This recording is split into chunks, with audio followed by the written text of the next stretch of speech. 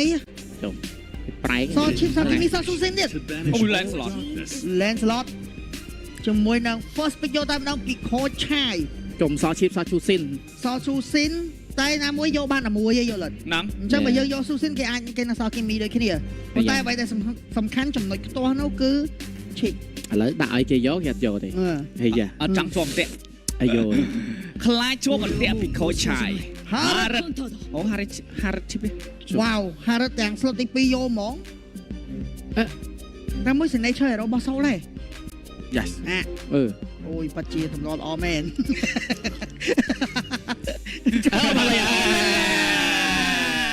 អត់ចាំមែនបាទឈីបអាចធ្លាមអត់ អូ Angela អូសង្ស័យអេសមេតដែរចេញមកអត់ សង្ស័យ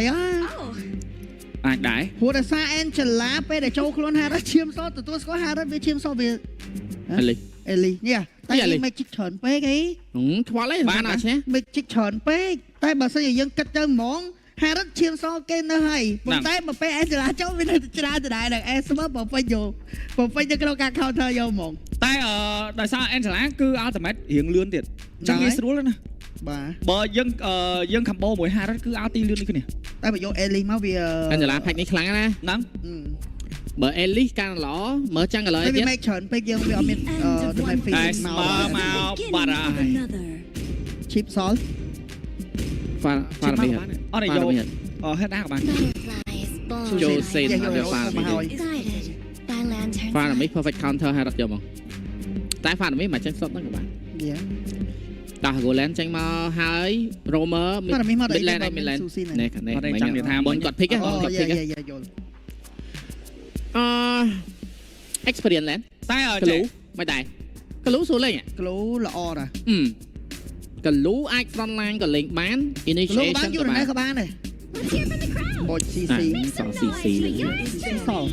យ៉ាមកស្មើlên មួយ Esme មិនដឹងហើយអញ្ចឹងឥឡូវ Golan របស់ហាង អូ CC Angela ហើយ CC ហ្នឹងយើងត្រូវយើងលឹកឡើងវិញយកមក CC នេះគឺជា signature hero របស់ Head ហើយ CC Angela CC for វាពី hero នោះគឺ signature ហ្មង ណយតែ CC នេះពេល Angela ចូលខ្លួនវាឈាមសវាច្រើនអញ្ចឹង Esmer ក៏ងាយស្រួលនៅក្នុងការវាយដែរ អូមកតែគេដាក់ផ្ទះ វាការប៉ិតនិយាយរួមទៅ CC Angela នេះវា best combo វា perfect combo ពិតមែនប៉ុន្តែពេលដែល Angela ចូលខ្លួនទៅវាចេញជាឈាមសវិញអញ្ចឹងងាយស្រួលវាពិបាក front line ជាមួយនឹង hero ផ្សេងប៉ុន្តែ easy សម្រាប់ Esmer វិញ Esmer ស្រួលវាយវិញ តែបើសិនជាឲ្យ Esmer ក្នុងការដេញទៅលើ CC Harrod free Harrod free យក គេបេតនិយាយទៅការ pick Harrod Angela នេះបេតបាទធៀបពិតគឺមិនមែនជា combo Angela Harrod ទេតែមួយទៀតបើសិនជា game នេះ Angela ធ្លាយទៅលើ Midland យក hero roam ណាដែលអាចជំនួយក្នុងការ clear ជាមួយនឹង Midland ណារៀងលឿន Clip roamer កលិតកតតហើយលោះសឡអាហ្នឹង clear lane លឿនមែនដែរ Midland clear លឿនឈួយហ្នឹងឈួយ clear lane លឿនណាតែឈូ game នេះរៀងបាក់តតយ៉ាដាក់ឈាមសផ្លិចខ្លួនតគេបាត់ឈាមខ្លួនឯងយកហ្មងក៏ឯងស្មែចុច skill ប៉ោងឡើងឈាមសំក្រៅហ្នឹងហើយងឹតមុខដែរណាតែបើយើងលេង fast clear pick up លេងបាយ pick up តែបើសិនជាឈូវាមិនសូវចូលជា recommend ប្រហែលទេបាត់ដាំងអីក៏តំណងកាត់បាត់ដាំងឈាមសទៀតដែរតិចមិនផុតអស់ហើយសល់ដែរអីគេឌីគីអាហ្នឹងកាត់ឈាមសឌីគីអងឹតមុខតឹងគាត់បាត់មកខ្លោបវាទៅដល់ហើយចង់និយាយថា Dragon ក៏មិនមែន pick up ដែរបាទមក chip សល់គេយកណាជិបធំណាផាច់ហ្នឹងដូចនិយាយចឹងទូនេះចែបាត់ map គេយើងទៅរកគេទូនេះចែដាក់ chip ឲ្យធ្វើអន្ទាក់តែគេអត់អន្ទាក់គេអត់យក chip វិញអញ្ចឹងតែយើងដាក់ឲ្យគេមិនយកឲ្យគឺមិនចេះយកមកហើយយកវិញកុំឲ្យគិតច្រើនហ្នឹងណាមួយ3 hero នេះលេងមានអីតាម chip អីអញ្ចឹងមិនគាត់ ban គឺត្រូវអីបាទគឺចូលដល់អាចារ្យនេះគឺបាត់ចាំងកលអីនៅសោះចយចាំងកចយ magic មួយទៀតទៅអត់ការទេអូច្រើនពេកតែយីអូយី ban បើសិនជាលេងតែងគីនៅស Fredrin កាន់តែបាន Fredrin Angela ទៅចំណេញឯងវាស្ទើរហ្នឹងហើយអត់ទេចង់និយាយថាបើយើងលេងអាចលូកាសអត់ ban ហាយ៉ាបាត់អាចលូកាសតែងគីចាំងតិចចេញលូកាសមកពីឆ្មាគាត់ប្រើប្រាស់លូកាសក៏ល្អអាកៃក៏ល្អតែមួយទៀត ban តែ ban ban ចាំងកលដូចអត់សូវចំណេញទេបាក់ហត់ទេបាក់ណាស់ហើយពាក់ physics អត់ចំណេញយកហ្មងពេលគេបញ្ញុកបបាក់ទុកណាព្រោះឆ្លាមហ្នឹងឥឡូវដូចខ្ញុំនិយាយវាគិតចំណុកអាប់អញ្ចឹងបើជើងថាប់ boot និយាយទៅចាំងកល assassin សតលីងទេ អេចយគាត់ថា magic តែបើសិនជា link វាអាចបបោមួយ Angela បានវាលេងមួយយើ link វាអាចលេងមួយ Angela បានណា តែបាក់នេះណាបើសិនជាយើងនិយាយពី hero make Susin នេះពិបាកឲ្យ assassin ក្នុងការដេញវាយយកមកអត់ងាយ តែឥឡូវ pick roamer សិនហើយក៏មិន mid lane ចឹងឥឡូវចាំ last pick ក៏បាន mid lane សោះការក៏រ៉ាទៅអី You and me. fair lane វាអស់ជំរឿហើយបើសិនជាយើងចង់លេង assassin មានតែ link ឯងយើងដកចយអត់កើតទេ game នេះដកអត់កើតយកហ្មងអត់ដឹងថាត្រូវយកចយមក និយាយ យកឲ្យ Esmer វាយមែន ហ្នឹងហើយបើយើងមើលទៅជាមួយនឹងវ៉ាហាឡាគឺគាត់ទាញឲ្យ Esmer ក្នុងការសម្រេចចិត្តលុកលើ hero ហើយទៅនិយាយកលិតនេះ កលេតរង fast rotation ណា យ៉ាលឿន តែឥឡូវលេងមួយកលិត combo គេ Experience do you correct ធម្មតាអញ្ចឹង damage doer និងមាន finisher ដល់តាបើសិនជា Angela នេះ Rome Angela Rome ចំណេះ ពិបាកលេងណា ប្របាក់លេង អត់ទេយក mid មាន damage មកមានអីតោះ ដល់យក mid fast clear Angela mid lane Angela mid យក Rome មកដែលស្រួល clear យក front line មកមួយទៀតមើល front line មាន CC Fatrin និង front line ដែរទៀត មានបណ្ដាំអត់ CC Fatrin ខ្ញុំគិតថា pick make មួយទៀតក៏ល្អ mid lane មួយទៀត អូខ្ញុំគិតថាដូចជាង stir ចុះ edit Rome ខ្ញុំគិតឃើញ mid តែចាំមើលសិនមើល បើខ្ញុំគិតឃើញចេញ Mino ណា បាទពីខាងវ៉ាឡា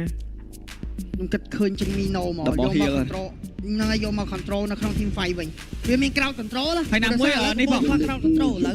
ការតត ហើយណាមួយបងគ្មាននិយាយក៏ត្រូវដែរ Mino ស្រួលទៀតព្រោះដោយសារតែ map នេះគឺអត់សូវមានអញ្ចឹងវាស្រួលតែ ទី1ទី2យើងមាន double heal ទី3យើងមាន high level crowd control បាទ អញ្ចឹងវាអែមដែរពេលដែល control objective ពេលដែល control នៅក្នុង team fight គឺវាស្រួល តែឥឡូវដាក់កតោតមក ឥឡូវក៏តូតមកហើយក តត cover តែ cover នេះ cover ណាគេ អត់មានអី CC front line ដែរក៏តូតចាំហ្នឹងហើយចាំ load back up ដែរ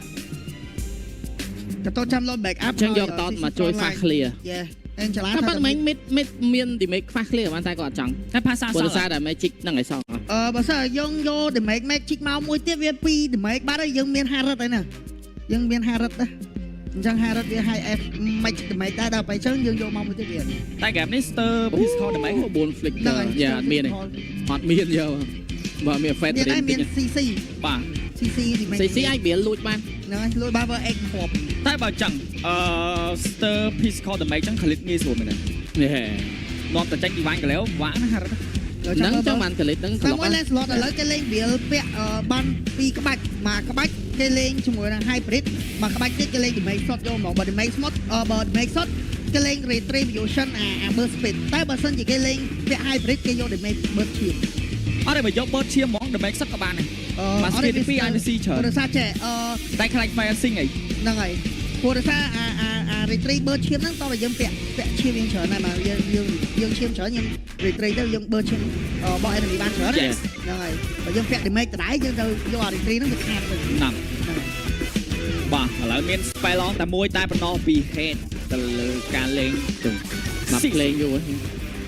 អូលុយមក ស្រាយ អត់ដល់ first game របស់គាត់គឺ ទូមុនលឿន អត់អីអត់មានទេ តែនេះពិសេស ពិសេស ប៉េ ពិសេស ពិសេស អត់ទេផែប៉េ ហែល តែហ្គេមនេះមានអី front line គាត់មាន CC Angela ដែរតែតើគាត់ដេញនិយាយរំពេលទៅផលកើតពេលអីចឹងគាត់មានតែដេញអ្នកដែលនេះអ្នកដែលdamage នៅក្រោយព្រោះ front line យើងដល់យើងដល់ជួប CC អីចឹងដល់លេង flank យើងដល់ជួប Esmer ចឹងដល់យើងលេង flank បាទដល់លេង flank តែចេះក្នុងការសម្រេចចិត្តពីលោកអេសថាអាច lock ទៅលើ Harrod ដែរទេបើខ្ញុំគិតថា lock Harrod ក្រែងចើគាត់ក៏ពិបាកក្នុងការបាញ់ early game ដូចគ្នាមានកតោតមានដូចជា Fred តែបើចេញជាមួយ Sky Racer ទៅដល់ mid game អាចងាយស្រួលមែនទេ តែនេះបាច់ lock អីទាំងស្រុងឲ្យលេងខៃទៅឲ្យជំនាញខៃលើកទៅបានណាស់ព្រោះក្រែងចើត្រូវការអ្នកតេស្តឈាមឲ្យគាត់ finish yes ចឹងស្វាគមន៍មកកាន់ការពួតរវាង Valhalla បាត់ជាមួយនឹង Galaxy Legend អូចុចដើមមួយមិនដើមទេកែប កែបសោះដើកែែបច្រឡំ អូចឹង game នេះដូចតែបាននិយាយចឹងណាចាលេង Angela mid lane ទេគឺយកជាមួយនឹង secret គឺគាត់ដើម្បី fast clear ផងណាបាទនិយាយស្រួលក្នុងការ clear មួយបែប2ហ្នឹងហើយគេអត់ឲ្យតេស្តព្រោះថា hero Susin ហ្នឹងវា hero poke early game វា ទៅ check level ទៅ level 2បាត់ ដាច់អស់មាន hero មួយ free ហ្នឹងហើយ hero free អូ level 2អូយ ត្រីតន់ឆ្មាបាទអត់ຕົកចិត្តដែរមិញមកកបត់មិញអាចអត់បើលៀមបើជាមួយនឹងការចូលគោយកតាមដល់ពី Cadenza Record បើក map ឲ្យលីនចាំលុយមកដូចគ្នាប៉ុន្តែសូននៅខាងលើកំពូលលួធ្ងន់លៀមអត់មានត្រីទេពោលីនយកបានបាត់ទៅហើយលៀមបាត់បងចាំងរមួយអូបាត់ចាំងរមួយធ្ងន់មែនតើលៀមមានការចូលទៅជាមួយនឹង Purple Bird ដូចគ្នា Cadenza ព្យាយាមនៅក្នុងការគោជាបន្តដូចគ្នាហើយយើងដឹងហើយHero Susin ហ្នឹងវាជា Hero Free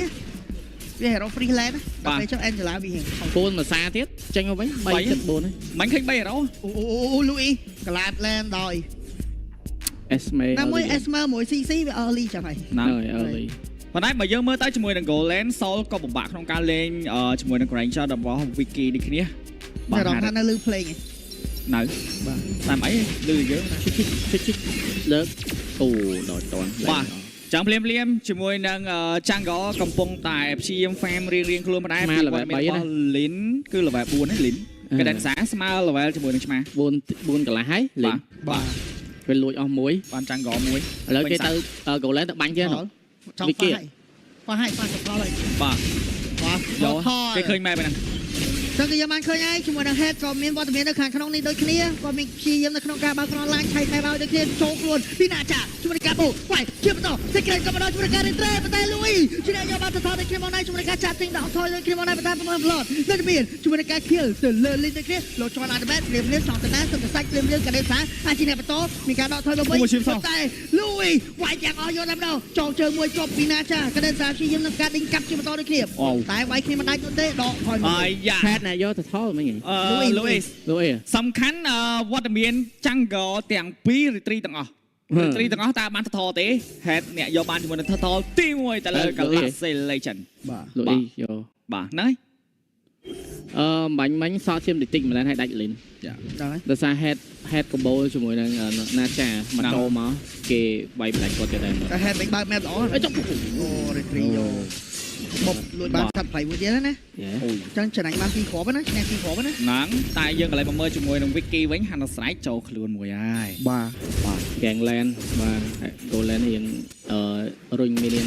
រុញសល់ឲ្យបើប៉ះពីមានទេតែរៀងបាក់ទៅហើយតែបើយើងមើលហ្គេមនេះពី Silent Midland ហើយនឹង Goal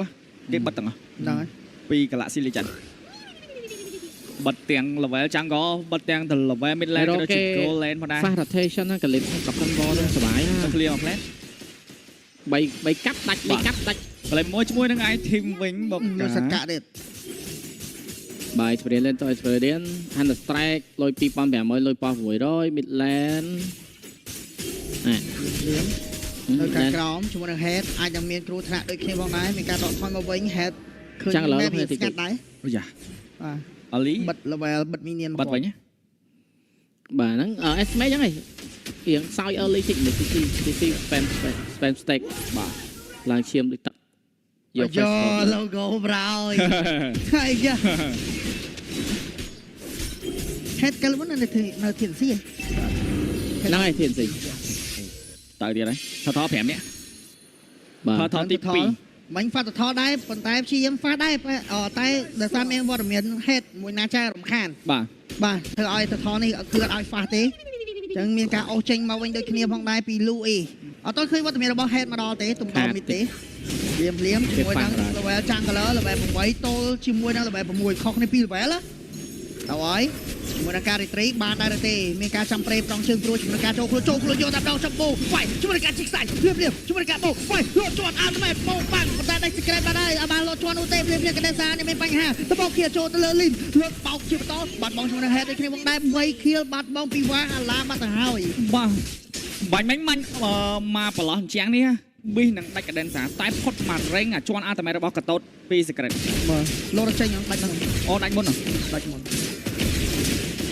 បាទ 3K ថតអត់តន់ហ្វាស់ទេតែបោកវាយជាមួយនឹង team fight យកតែម្ដងជាមួយនឹង5នាទី 3K ប៉ុន្តែនេះយកបានផុសបងមួយទៀត Orange បើផុសបើឲ្យ total ហើយបាត់ខៀ3ខៀទៀតគេទៅខ្ញុំនិយាយអា map Broken Wall ហ្នឹងវាត្រូវនឹងកដិនសាមែនទេហើយឥឡូវហ្នឹងទៅហុញអា map ហ្នឹងឲ្យគាត់ទៀតសំខាន់បលេ color rotation លឿនទៀតវាអំណោយផលជាមួយអាការពាក់អា S2 Wardenet Blessing ហ្នឹងត្រូវបានអូ1 2បណ្ដោយ Louis ឈាមសឡើងកណ្ដៅបាទចុចមួយឡើងទៀតបបមកកង់ តែភ្លេចមើលជាមួយនឹង emblem គាត់យក comment message ណាគេ SML អត់បានមើលលឿនតិចមិញខ្ញុំមើលតែអាខទុកដោយសារតែខាងគាត់យកកាត់គូដើម្បីនេះអូ បាទឥឡូវមានការ switch side គ្នាក៏ដូចជាគាត់បាន T1 Red នៅខាងផ្លូវបតំលែនផងដែរពី Vicky នៅក្នុង game នេះដូចជាមិនសូវជាគេហៅថាបោកជាមួយនឹង Team Fight ច្រើនប្រហែលទេក៏ព្យាយាម farm whole stake ក៏ដូចជាការ split pool របស់គាត់ដូចគ្នាផងដែរ ម៉ែពុកកន្លែងទៅអើយ ព្រាមសូលមានការខាំងទេវាយយកប៉ុន្តែលោកជន់អាទីពីលួយអត់ត្រូវនោះទេតែឈាមសូលឡើងកណាត់ខាងលើទៅអើយចាប់បោលោកជន់ back up ប៉ុន្តែបាត់បោជាមួយនឹងសូលដូចគ្នាមកដែរម៉ាត់ដយដាច់យកហ្មងមកទីមេកណាត់យកតែម្ដង បាទ ភ្លាមបាត់បង់ចាំងកទៀតឆ្មាពិបាកនៅក្នុងការ farm មែនតើ Hero Fair ត្រៀមពង farm យឺតផងឥឡូវគេចូលក្លុកចាំងកទៀត តែបើយើងមើលមិនបាញ់ជាមួយនឹង secret ទោះបីជាគាត់ load RT ទៅមែនពិតប៉ុន្តែគេបិទអ្នកនៅ break line អត់ឲ្យចូលយកហ្មងជាពិសេស Cadenza ហ្នឹងគឺបិទជាមួយនឹង hero ដែលមានតម្លៃក្នុងការ cover គ្នាបាទ ខ្ញុំ Cadenza ជន់ ultimate ដល់នេះ នៅអត់ទាន់ឃើញមកអត់វាយបែរតែកតាតែម្ដងស្គីទី1 អូយ៉យ Vicky មាន Sky Piercer ណាដូចជាចូល10 stack ឯដឹងបាទនេះ ទៅ load មិញដែរ អត់ទេមាន Sky Piercer ដែរ អូមានហើយបានគៀ ហ្នឹងហើយព្រោះគាត់មានយូរដែរ បាទ គាត់មានណា Vicky មានណា 3 lane ហ្នឹងហើយបើលីតដល់មកគោលមែន 6k 7នាទី សំខាន់យកបានផុសបើគេមួយទៀត សាលៀមសៃពីសូល ខ្ញុំចេញស្តាលៀម អូគេពីទីបាត់ snowball គាត់ quality បាទ មើលអត់មានអីវាយលោកអ៊ីហ្នឹងមើលតាន់អ៊ឺ នេះ SMA ខ្លាំងអាពេលហ្នឹង អូលោកភ្លេចចាប់ចូល3 hero ចង់ទៅណាសិនសៃភ្លាមលើកបោកមកខាងក្រៅទៀតបាត់បោក3 hero បាត់ទៅហើយពីវ៉ាហាឡាភ្លាមនឹងសនអាចារ្យក៏ដូចជាសូលមានការដកថយមកខាងក្រៅវិញដូចគ្នា ស្ដាយមិញបើខៀលទាំងអស់ហ្នឹងចូលទៅកាន់ Wiki 50 stack Sky Piercer game ហ្នឹងគឺមួយឡត ហ្នឹងហើយ ពិបាកទប់មែនតើ អាចបែកសៀលអាចនឹងបែកសៀល បែក រៀនចូលហើយ បាក់គេហ្គេងជាប់ បាទចង់ពិបាកមែនតើសូលបើប្រៀបធៀបឲ្យគាត់ទៅវាយជាមួយនឹង Vicky ខណៈពេលនេះវ៉ាចូល ហាច់នេះ គាត់ដល់ស្ទាត់តន់យកបងបាទ ត្រូវម៉ាច់ហ្មង Romer ណាដែលឆ្នះខ្លាំងរឿង rotation ហ្នឹងត្រូវហ្មង និយាយរួមទៅមុនដល់ពេលចូលហ្នឹងគឺយើងត្រូវតែមើល map ដែរសំខាន់ណាស់គឺសំខាន់មែនតើបើយើងអត់ចាប់ម្ដងអូតើពិបាក អូយ Vicky បាទ reflect draw ណា defense ក៏អត់ធ្វើដែរ secret គាត់ក៏នឹងផងប្រដៅ បែកសៀល2 lane បាទ ចាំនេះបើសាច់ទៅមកគ្រូមកជិះពេញ ហ្នឹង ចាប់កើ អរត្រី អូចាប់ពួនជាប់ដូចគ្នាជាមួយនឹងការបើកអល់ទីវាយសាប់យកតែម្ដងប៉ុន្តែគាត់មានបើកសាច់ឡើងជាមួយដូចគ្នាម្ដែរលោកអីវាយបដារីខបដាអត់មានអ្នកណាធ្វើឲ្យលួយចេញនោះទេអូយ បាទយក ឈោមើលណានេះទេ ឥឡូវខ្ញុំគិតឥឡូវបើអង្គុយវិភាគតើតារះរបស់ Valhalla គាត់ឈរនៅក្នុងគោលចំហអីដែលគាត់ pick Harris និង Angela ភ្លាមដែលគេនៅសល់ Esmeralda ឬក៏គាត់គិតថា CC ជំនះអាចយកឈ្នះ Land ទៅលើ Louis និងរុញ Louis ចេញពី Team Fight ដើម្បីឲ្យ Harris មានពេលវេលា farm បន្លាយទៅ late game មែន បាទ ប៉ុន្តែពេលដែលយើងចាញ់អញ្ចឹង Esme យើងដឹងថា Esme វាខ្លាំងនៅ early និង mid game មកចឹង Esme នេះខ្លាំងមែនដែរណាហើយអមជាមួយនឹង Khalid Damage early ទៀតគឺ wow មកណាមកអស្មើនឹងស្មូនណា ប៉ុន្តែបើយើងអង្គុយវិភាគត្រាស់ណា បាទ នេះចេះ Frederick ណាបើសិនជាយក Assassin ទៀតពិបាកបណ្ដោយគេខាងអង្គុយគោរហូត ចេះបើ តែបើយក Assassin វាងាយស្រួលជាងព្រោះដោយសារវាមាន Damage farm jungle បើ Frederick វា early វាមានតែបាត់ចាក់ហើយយើងអត់មាន hero ជួយបើហេ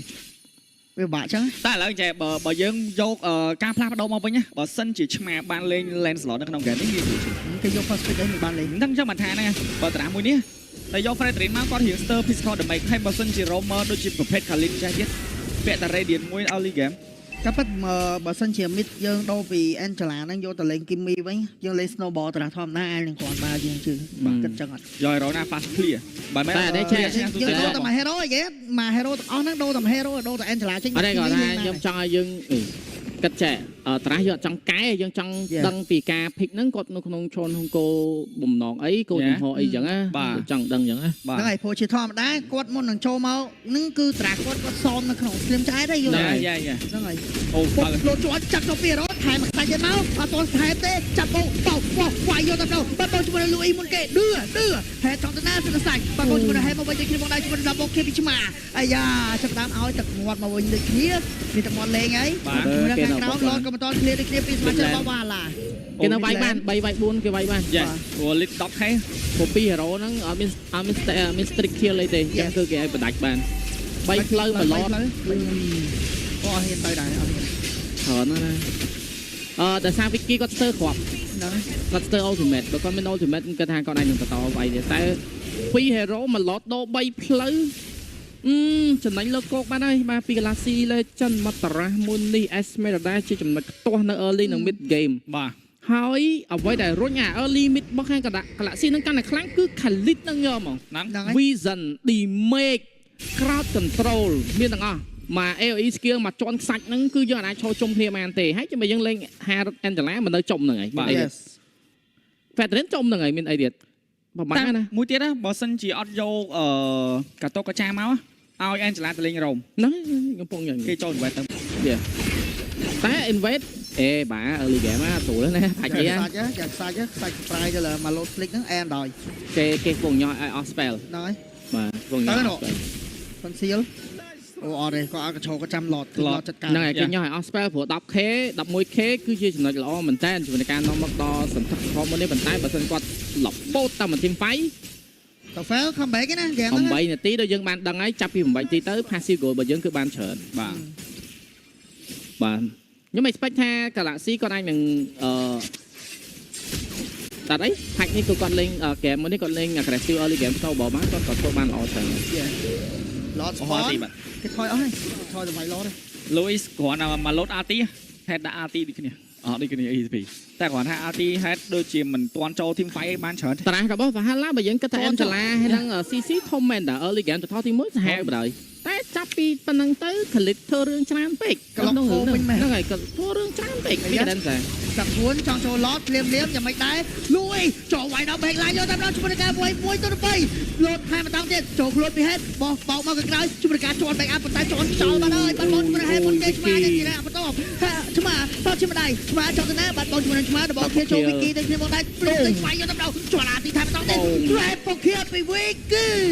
យ៉ាងម៉េចដែរហ្គេមហ្នឹងឯងទៅគ្នាមកដែរទិញបាច់ដល់ក្នុងអាងទឹកយកតាមដល់ណាចា GG game 1 secure 2 Galaxy Legend 12 kill